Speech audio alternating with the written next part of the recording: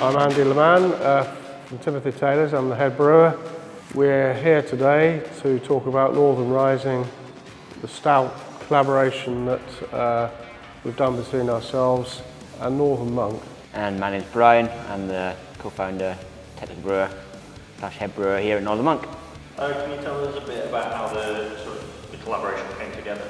How easily persuaded were you? I think we've been trying for quite a few years to talk you into doing something. I think so, but we've had quite a lot of contact, haven't we? Yeah. Both sides were really keen to do the collaboration together, and it just seemed to be the right match. Absolutely, yeah. A bit of back and forth on what kind of style would work best for, to reflect both breweries, and we landed on the stout. Could you give us a sort of brief description of Northern Rising? What would a customer expect to get from it? So obviously, it's our interpretation of a nitro stout. People know the style best with Guinness, and I guess to a lesser extent Murphy's and Beamish.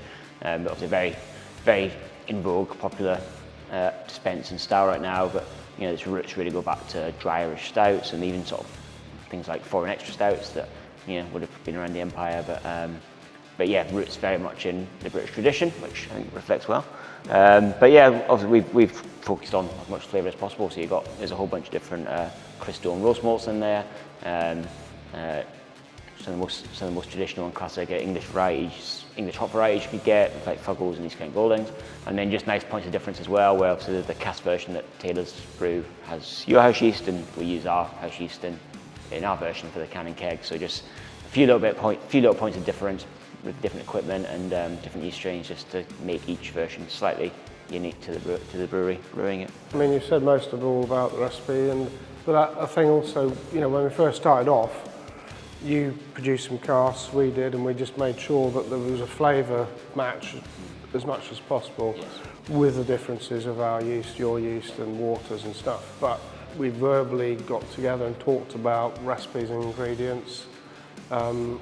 I sent some info through to Brian, and then he put it more into a recipe format, and that's where we went from, isn't it, really? Yeah, and you had a couple of stout recipes that Taylor's had brewed in the past. We've done many over the years, so it was just finding that middle ground that brought through each of our favourite elements, I guess, of malts and of a stout recipe, and ended up one pretty much in the middle of our own versions.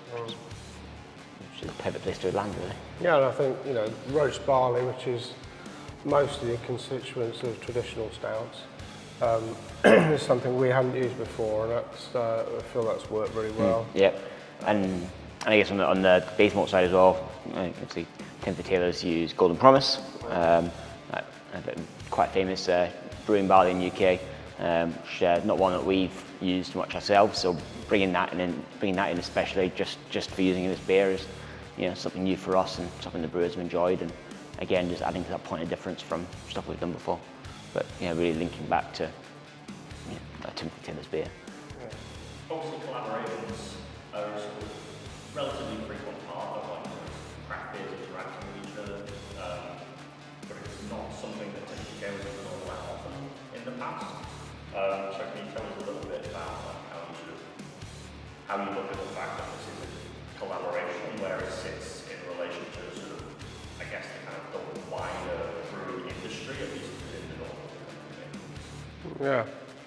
I mean, it's only the second collaboration we've done.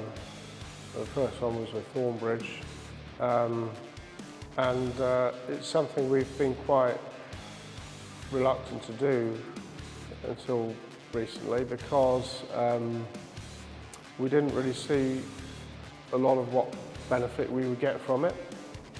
However, we do feel with Thornbridge, and especially Northern Monk, it's fairly obvious, because they've got such great reputations for the quality of the beer they're brewing, that there is a definite benefit, and potentially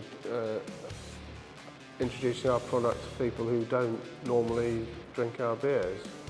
And I think, collaboration has been a difficult thing for Timothy Taylor's to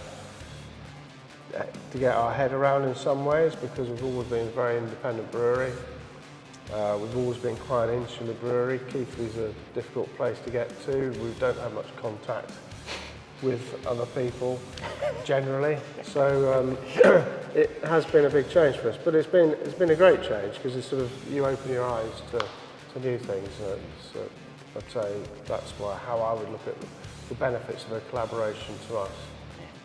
And I think it's really healthy for the industry as well.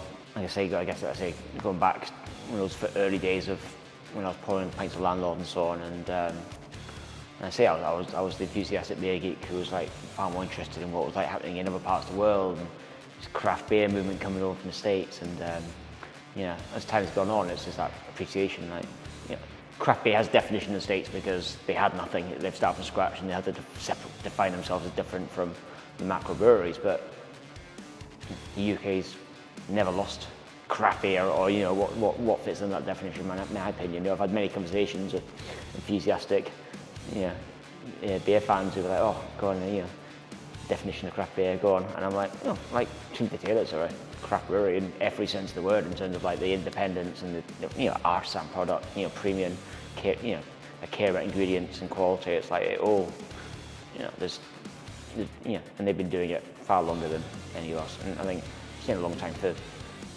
the craft beer industry to come around and really start to respect more traditional styles, more traditional breweries, and you're really starting to see it now. It's a good sign of, it's healthy for the industry, it's a healthy sign of maturation, beer drinkers learning more, and it's just really nice to be involved in sort of highlighting that, and really showing that there is a crossover there. There's similar ideas, there's similar interests, similar values, and really showing how it's done. If we're still here in 160, how many years now? 160 odd years now. Then we've done something right? So yeah. Not sure we're going to be around, Brian, but there's always hope. Right. It's been a pleasure, hasn't it? Yeah, great. Cheers, Brian. Mate. All the best. The cream of the north. Yeah. Well, that's tremendous. Lovely.